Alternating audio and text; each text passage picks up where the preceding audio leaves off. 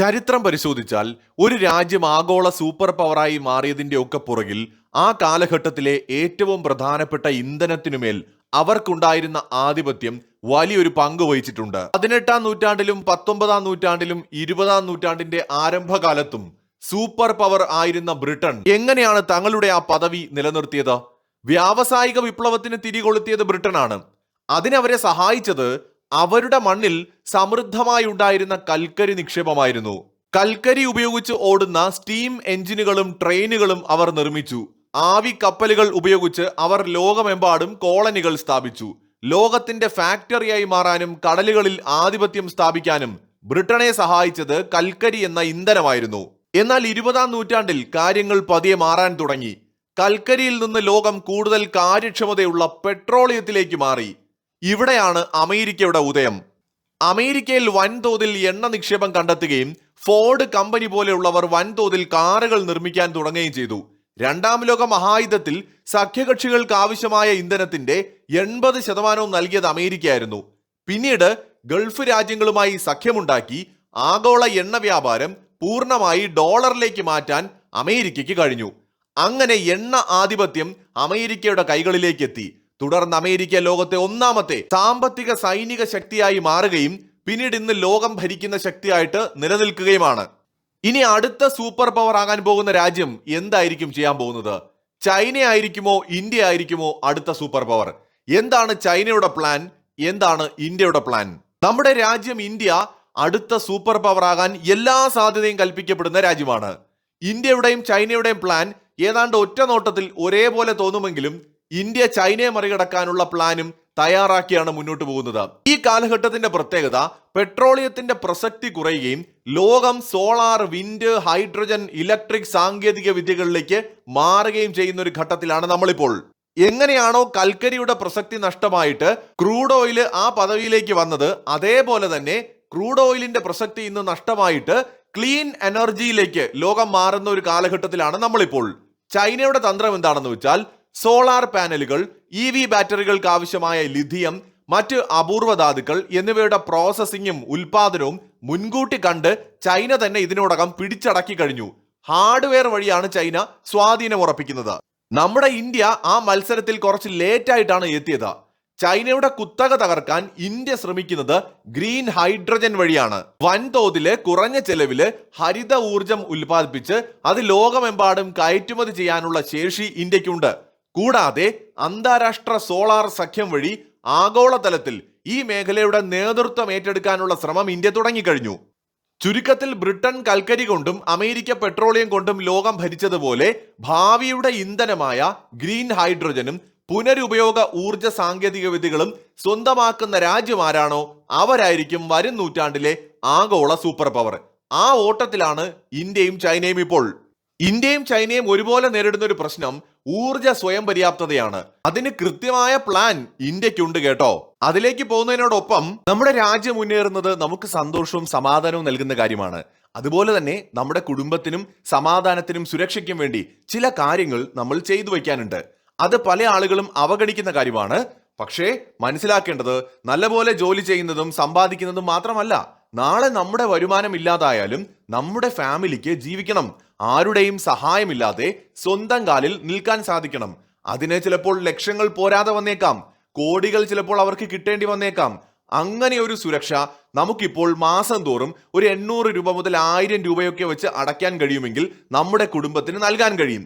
അതായത് പറഞ്ഞു വരുന്നത് ഒരു ടേം ഇൻഷുറൻസ് എടുക്കുന്നതിനെ കുറിച്ചാണ്. ഇന്നത്തെ ടേം ഇൻഷുറൻസുകൾ എന്ന് പറയുന്നത് ഇവിടെ ലഭിക്കുന്നത് 5, 10, 20 ലക്ഷമൊന്നുമല്ല, 1 കോടിയും 2 കോടിയും വരെയൊക്കെ കവറേജ് കിട്ടുന്ന ടേം ഇൻഷുറൻസുകളുണ്ട്.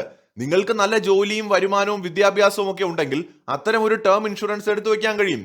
അപ്പോൾ അതൊക്കെ അനുസരിച്ച് ഏതെല്ലാം കമ്പനികളുടെ ടേം പ്ലാനുകൾ എത്ര രൂപ പ്രീമിയത്തിൽ നിങ്ങൾക്ക് എടുക്കാൻ പറ്റും എന്ന് അറിയണമെന്നുണ്ടെങ്കിൽ ഞാൻ ഈ വീഡിയോയുടെ ഡിസ്ക്രിപ്ഷനിലും കമന്റ് ബോക്സിലും കൊടുത്തിട്ടുള്ള ലിങ്കിൽ കയറി ഒന്ന് നോക്കിയാൽ മതി. അത് മാത്രമല്ല, അപ്രതീക്ഷിതമായിട്ട് വരുന്ന ക്യാൻസർ പോലെയുള്ള അസുഖങ്ങൾക്കും പെട്ടെന്നുണ്ടാവുന്ന അപകടങ്ങളിൽ അംഗവൈകല്യം സംഭവിക്കുകയൊക്കെ ചെയ്താൽ 50 ലക്ഷം മുതൽ 1 കോടി വരെയൊക്കെ കിട്ടാൻ സാധ്യതയുണ്ട്. അതിന് റൈഡറുകൾ ചേർത്തെടുത്താൽ മതിയാകും. പ്രീമിയത്തിനൊപ്പം ഒരു ചെറിയ തുക കൂടി അടച്ചാൽ മതിയാകും. അപ്പോൾ ഇപ്പോൾ തന്നെ ഇത് ചെയ്തു വെക്കാൻ ശ്രമിക്കുക. ഒട്ടും വൈകാതെ ഡിസ്ക്രിപ്ഷനിലെയും കമന്റിലെയും ലിങ്കിൽ പോയിട്ട് അനുയോജ്യമായ പ്ലാൻ നിങ്ങളുടെ സാഹചര്യങ്ങൾക്കനുസരിച്ച് തിരഞ്ഞെടുക്കുക. നിലവിൽ നമ്മുടെ രാജ്യം പ്രതിവർഷം ഏകദേശം 20 ലക്ഷം കോടി രൂപയാണ് ഇന്ധന ഇറക്കുമതിക്കായിട്ട് വിദേശത്തൊഴുക്കുന്നത്. ഈ സാമ്പത്തിക ചോർച്ച തടയുക എന്നതിനൊപ്പം ഭാവിയുടെ ഊർജ വിപണി നിയന്ത്രിക്കുക എന്ന ലക്ഷ്യത്തോടെ വലിയ ഒരു മാസ്റ്റർ പ്ലാൻ ഇന്ത്യ തയ്യാറാക്കിയിട്ടുണ്ട്. 2030 ഇന്ത്യ ലക്ഷ്യമിട്ടിരിക്കുന്നത് 500 ജിഗാവാട്ട് ഹരിത ഊർജ ശേഷി കൈവരിക്കുക എന്നതിനാണ്. ഇതിനോടകം തന്നെ ലോകത്തിലെ ഏറ്റവും വലിയ പുനരുപയോഗ ഊർജ പാർക്ക് ഗുജറാത്തിലെ ഖാവ്ദയിൽ ഇന്ത്യ നിർമ്മിച്ചുകൊണ്ടിരിക്കുകയാണ്. ഈ പദ്ധതി എന്ന് പറയുന്നത് ലോകത്തെ അമ്പരപ്പിക്കുന്ന പദ്ധതിയാണ്. 30,000 മെഗാവാട്ട് പുനരുപയോഗ ഊർജ പാർക്കില് ആദ്യത്തെ 1000 മെഗാവാട്ട് സോളാർ ശേഷി പ്രവർത്തനക്ഷമമാക്കിയിരിക്കുകയാണ്. ലോകത്തിലെ ഏറ്റവും വലിയ ഹരിത ഊർജ പദ്ധതിയുടെ ചരിത്രപരമായ തുടക്കമായിരുന്നു ഇത്. ഗുജറാത്തിലെ കച്ച് മേഖലയിലെ മനുഷ്യവാസമില്ലാത്ത അതികഠിനമായ ഉപ്പ് മരുഭൂമിയിലാണ് ഈ പാർക്ക് സ്ഥിതി ചെയ്യുന്നത്. ഈ പാർക്കിന്റെ ആകെ ലക്ഷ്യം 30,000 മെഗാവാട്ട് വൈദ്യുത ഉൽപാദനമാണ്. 2029 അത് പൂർത്തിയാകുമ്പോൾ ലോകത്തിലെ ഏറ്റവും വലിയ വൈദ്യുത ഉൽപാദക കേന്ദ്രമായിട്ട് ഖാവ്ദ മാറാൻ പോവുകയാണ്. ഇതിന്റെ വലിപ്പം എത്രയാണെന്നറിയാമോ? ഇത് സ്പേസിൽ നിന്ന് നോക്കിയാൽ പോലും കാണാൻ പറ്റുന്ന അത്രയും വലുതാണ്. 538 ചതുരശ്ര കിലോമീറ്റർ വിസ്തൃതിയിലാണ് ഈ പ്രോജക്റ്റ് പരന്നു കിടക്കുന്നത്. ഇത് പാരീസ് നഗരത്തിന്റെ 5 ഇരട്ടിയോളവും മുംബൈ നഗരത്തിന്റെ മൊത്തം വലിപ്പത്തിന് തുല്യവുമാണ്. അത്യന്തം കഠിനമായ കാലാവസ്ഥയാണെങ്കിലും ഈ പ്രദേശത്ത് ഉയർന്ന തോതിലെ സൂര്യപ്രകാശവും മണിക്കൂറിൽ ശരാശരി 8 മീറ്റർ വേഗതയുള്ള കാറ്റും ലഭ്യമാണ്. ഇത് സോളാർ വിൻഡ് ഊർജത്തിന് ഒരുപോലെ അനുയോജ്യവുമാണ്. ഞാനിവിടെ പറഞ്ഞത് ഒറ്റ പ്രോജക്റ്റിന്റെ കാര്യമാണ്. ഇതുപോലെ എത്രയോ വലുതും ചെറുതുമായ പ്രോജക്റ്റുകൾ നമ്മുടെ രാജ്യത്ത് ഇപ്പോൾ നടന്നുകൊണ്ടിരിക്കുകയാണ്. ഇന്ത്യയുടെ മറ്റൊരു പ്രധാന ലക്ഷ്യം എന്ന് പറയുന്നത് 2047 ഊർജ സ്വാതന്ത്ര്യം നേടുക എന്നതാണ്. ഇന്ത്യ സ്വാതന്ത്ര്യത്തിന്റെ 100ാം വർഷം ആഘോഷിക്കുന്ന 2047 നമ്മുടെ രാജ്യം ഊർജ കാര്യത്തില് പൂർണ്ണ സ്വയം പര്യാപ്തത നേടും. അതായത് പെട്രോളിയം ഉൽപ്പന്നങ്ങളുടെ ഇറക്കുമതി കുറച്ച് മറ്റ് രാജ്യങ്ങളെ ആശ്രയിക്കുന്നത് ഒഴിവാക്കി നമുക്ക് ആവശ്യമായ ഊർജം നമ്മുടെ രാജ്യത്ത് തന്നെ ഉൽപ്പാദിപ്പിക്കുക എന്നതാണ് ഇന്ത്യയുടെ അന്തിമ ലക്ഷ്യം. ഭാവിയുടെ ഇന്ധനം എന്ന് വിശേഷിപ്പിക്കപ്പെടുന്ന ഗ്രീൻ ഹൈഡ്രജന്റെ ലോകത്തെ ഏറ്റവും വലിയ ഉൽപാദന കയറ്റുമതി ഹബ്ബായി മാറുക എന്നത് ഇന്ത്യയുടെ മറ്റൊരു നീക്കമാണ്. ഈ കാര്യത്തിൽ ചൈനയെ പോലും വെല്ലുവിളിക്കുന്ന തരത്തിൽ ഇന്ത്യ മുന്നേറി കഴിഞ്ഞു എന്നതാണ് ഈ ക്ലീൻ എനർജിയുടെ കാര്യത്തിൽ ഇന്ത്യയുടെ അപ്രമാദിത്വം പ്രതീക്ഷിക്കുന്നതിന്റെ പ്രധാന കാരണം. ഒരുപക്ഷെ ചൈനയെ വെട്ടിക്കൊണ്ട് അമേരിക്കയ്ക്ക് ശേഷം ഈ നൂറ്റാണ്ടിലെ അടുത്ത സൂപ്പർ പവറായിട്ട് 2050 കൂടിയിട്ട് ഇന്ത്യക്ക് വളർന്നു വരാൻ കഴിഞ്ഞേക്കും. ആ തരത്തിൽ വലിയൊരു പദ്ധതിയാണ് ഇന്ത്യക്കുള്ളത്. ചൈനയുടെ GDPയുടെ സൈസ് കണ്ടോ ചൈനയിലെ വമ്പൻ നഗരങ്ങൾ കണ്ടോ എന്നും ആരും അത്ഭുതപ്പെടേണ്ടതില്ല. അതൊന്നും കണ്ടുകൊണ്ട് ഇന്ത്യക്ക് ഇതിന് കഴിയുമോ എന്ന് സംശയിക്കുകയും വേണ്ട. ഊർജം നിയന്ത്രിക്കുന്നത് ആരാണോ അവർ തന്നെയായിരിക്കും ഈ നൂറ്റാണ്ടിലും ലോകം ഭരിക്കാൻ പോകുന്നത്. ഇന്ത്യക്ക് നന്നായിട്ടറിയാം ഈ രംഗത്തെ ചൈനീസ് വെല്ലുവിളികളെ കുറിച്ച്. ലോകത്തിലെ 80% സോളാർ പാനലുകളും നിലവിൽ നിർമ്മിക്കുന്നത് ചൈനയാണ്. സപ്ലൈ ചെയിൻ ആധിപത്യം ചൈനയുടെ കയ്യിലാണ്. ഇലക്ട്രിക് വാഹനങ്ങളുടെ ബാറ്ററികൾക്ക് ആവശ്യമായ ലിഥിയം, കൊബാൾട്ട്, മറ്റ് അപൂർവ ധാതുക്കൾ സംസ്കരിക്കുന്നതും കൈകാര്യം ചെയ്യുന്നതും ഇന്ന് ഏറ്റവും അധികം ചൈനയാണ്. ഇക്കാര്യത്തിൽ അവർ ഒന്നാമതാണ്. കുറഞ്ഞ ചെലവിൽ ഉൽപ്പന്നങ്ങൾ നിർമ്മിച്ച് ആഗോള വിപണി പിടിക്കാനുള്ള ചൈനയുടെ ശേഷി ഇന്ത്യ ഉൾപ്പെടെയുള്ള രാജ്യങ്ങൾക്ക് ഭീഷണിയുമാണ്. എന്നാൽ ചൈനയെ നേരിടാൻ ഇന്ത്യക്ക് ഇന്ത്യയുടേതായ ചാണക്യ തന്ത്രങ്ങൾ ഉണ്ട് എന്നതാണ് പ്രധാന കാര്യം. ചൈനീസ് സോളാർ പാനലുകളെയും ബാറ്ററികളെയും ആശ്രയിക്കുന്നത് ഒഴിവാക്കാൻ ഇന്ത്യയുടെ പ്രൊഡക്ഷൻ ലിങ്ക്ഡ് ഇൻസെന്റീവ് പദ്ധതി നടപ്പിലാക്കിയിരിക്കുകയാണ്. ഇന്ത്യയിൽ തന്നെ സോളാർ സെല്ലുകളും അഡ്വാൻസ്ഡ് കെമിസ്ട്രി സെൽ ബാറ്ററികളും നിർമ്മിക്കുന്ന കമ്പനികൾക്ക് സർക്കാർ വൻതോതിൽ സാമ്പത്തിക സഹായം നൽകുന്നത് അതുകൊണ്ടാണ്. ഇത് ചൈനീസ് ഇറക്കുമതി ഗണ്യമായി കുറയ്ക്കാൻ സഹായിച്ചിട്ടുണ്ട്.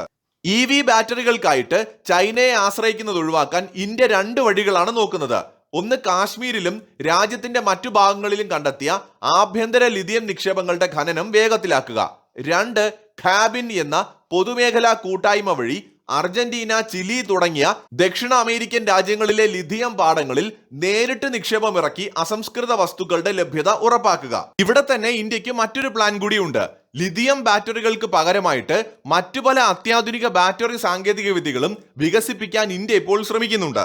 ലിഥിയത്തിന്റെ കാര്യത്തിൽ ചൈനയ്ക്കുള്ള ആധിപത്യം മറികടക്കുക, കുറഞ്ഞ ചെലവിൽ ഇന്ധനക്ഷമത കൂട്ടുക, കൂടുതൽ സുരക്ഷിതമായ ബാറ്ററികൾ നിർമ്മിക്കുക, ഇത് ഇന്ത്യയുടെ ലക്ഷ്യങ്ങളിൽ പ്രധാനപ്പെട്ടതാണ്.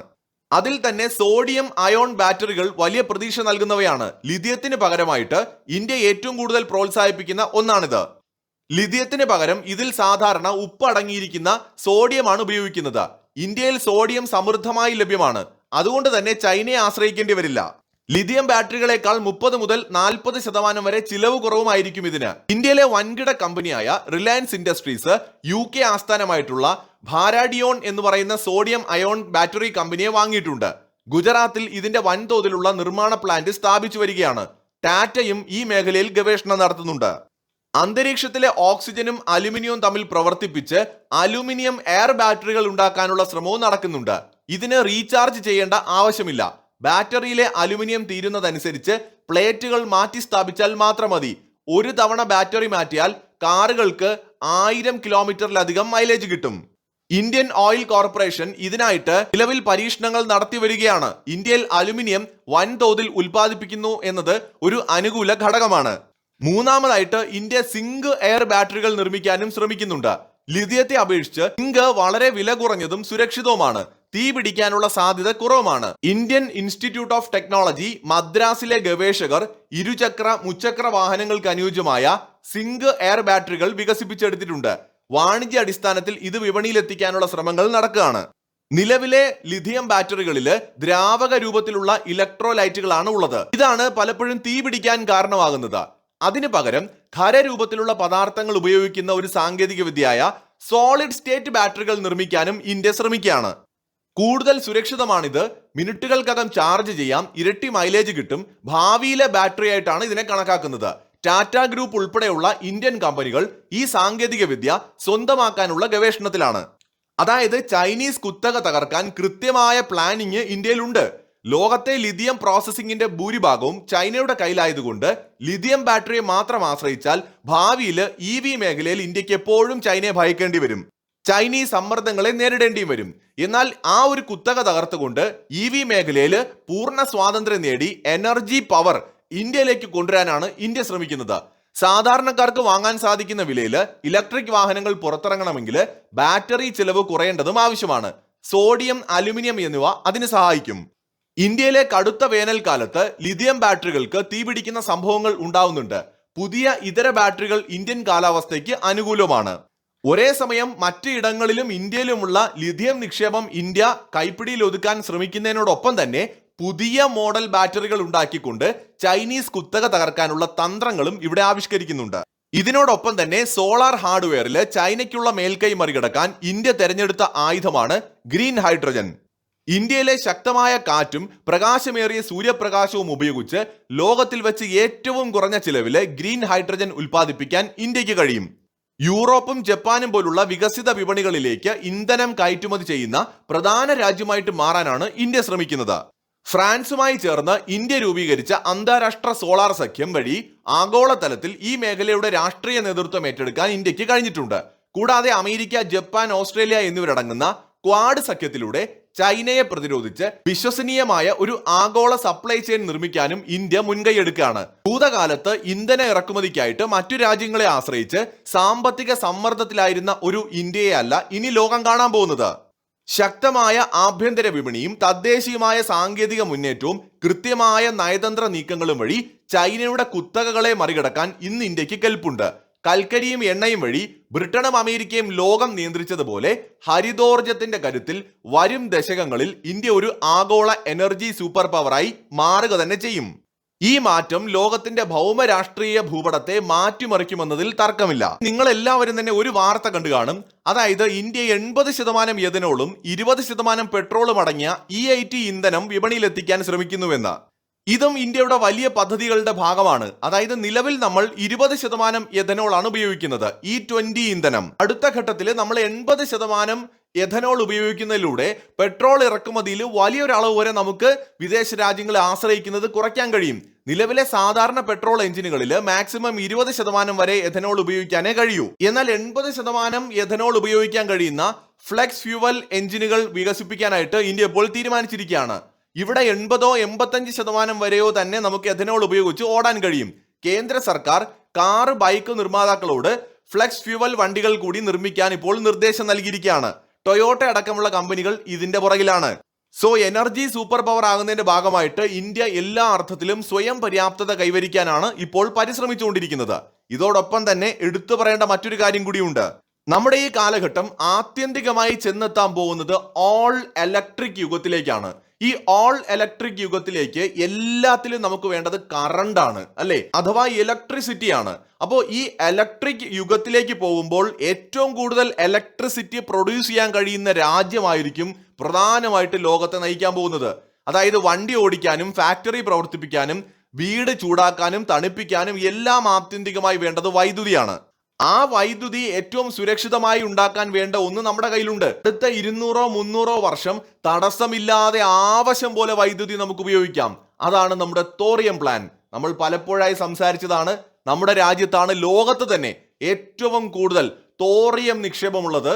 ഈ തോറിയം നിക്ഷേപം ഉപയോഗിച്ചുകൊണ്ട് തോറിയം ആണവ പ്ലാന്റുകൾ നമ്മൾ വികസിപ്പിച്ചെടുക്കുന്നതിലൂടെ നമുക്ക് പൂർണ്ണമായും ഇലക്ട്രിസിറ്റിയിലും ആധിപത്യം കിട്ടും.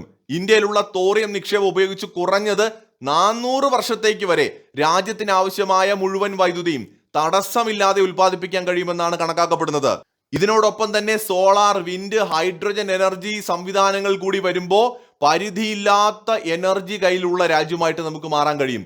സാധാരണ യുറേനിയം റിയാക്ടറുകളെ അപേക്ഷിച്ച് തോറിയം റിയാക്ടറുകൾ വളരെ സുരക്ഷിതവുമാണ്. അതായത് നമുക്ക് വാഹനങ്ങൾ ഓടിക്കാൻ ബാറ്ററി വേണം, ബാറ്ററി ചാർജ് ചെയ്യാൻ വൈദ്യുതി വേണം. സോ ഒരേപോലെ ഈ മേഖലകളിലെല്ലാം നമുക്ക് ആധിപത്യം ഉണ്ടെങ്കിൽ മാത്രമേ ഇനിയുള്ള കാലത്ത് നമുക്കൊരു സൂപ്പർ പവർ ആകാൻ കഴിയൂ. അപ്പൊ ചൈനയെ വെട്ടിക്കൊണ്ട് ഒരു അടുത്ത സൂപ്പർ പവർ ആകാൻ തയ്യാറെടുക്കുന്ന ഇന്ത്യക്ക് 1, 2, 3 പ്ലാൻ അല്ല, ഒരുപാട് പ്ലാനുകളുണ്ട്. ഇതെല്ലാം സംയോജിപ്പിച്ചുകൊണ്ടാണ് ഇന്ത്യ എനർജി രംഗത്ത് പിടിമുറുക്കാൻ പോകുന്നത്. ഇപ്പോൾ ഒരു വാർത്ത കൂടി പറഞ്ഞുകൊണ്ട് ഞാൻ വീഡിയോ അവസാനിപ്പിക്കാം.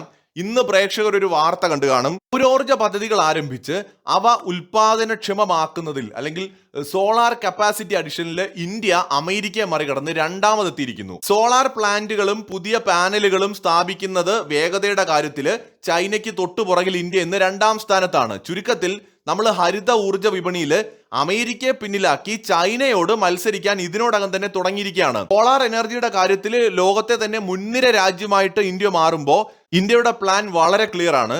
സൗരോർജത്തിലെ ആഗോള ലീഡർഷിപ്പ്, ഭാവിയിലെ ഇന്ധനമായിട്ടുള്ള ഗ്രീൻ ഹൈഡ്രജനിലെ ആധിപത്യം, വിൻഡ് എനർജിയിലെ ആധിപത്യം, ജിയോ തെർമൽ എനർജിയിലെ ആധിപത്യം, ഇതോടൊപ്പം തോറിയം ഉപയോഗിച്ചുകൊണ്ട് ആണവോർജം ഉണ്ടാക്കുക എന്ന ആത്യന്തികമായ ലക്ഷ്യം, പ്ലസ് 1 സൺ 1 വേൾഡ് 1 ഗ്രിഡ് എന്ന് പറയുന്ന പ്രോജക്റ്റ്. ലോകത്തിന് മുന്നിൽ ഇന്ത്യ വെച്ച ഏറ്റവും വലിയ പ്രോജക്റ്റ് ആണിത്. ഇത്തരത്തിൽ ക്ലീൻ എനർജിയുടെ കാര്യത്തിൽ ആധിപത്യം ഉറപ്പിച്ചുകൊണ്ട് ലോകത്തെ ഞെട്ടിക്കാനാണ് ഇന്ത്യ ഒരുങ്ങുന്നത്. എല്ലാവരും ഞാൻ ഈ വീഡിയോയിൽ പറഞ്ഞ കാര്യങ്ങൾ ശ്രദ്ധിച്ചിട്ടുണ്ടാകും. പ്രത്യേകിച്ച് നിങ്ങളുടെ കുടുംബത്തിന്റെ സുരക്ഷയ്ക്ക് ചെയ്തു വയ്ക്കേണ്ട പ്രധാനപ്പെട്ട കാര്യം ടേം ഇൻഷുറൻസ്. അതൊരിക്കലും വിട്ടുപോകരുത്. അതുകൊണ്ടാണ് ഒരിക്കൽ കൂടി ഓർമ്മിപ്പിക്കുന്നത്. എടുക്കാനുള്ള ലിങ്ക് ഡിസ്ക്രിപ്ഷനിലും കമന്റിലും നൽകിയിട്ടുണ്ട്. എല്ലാവരും ഒന്ന് ചെക്ക് ചെയ്ത് നോക്കുക.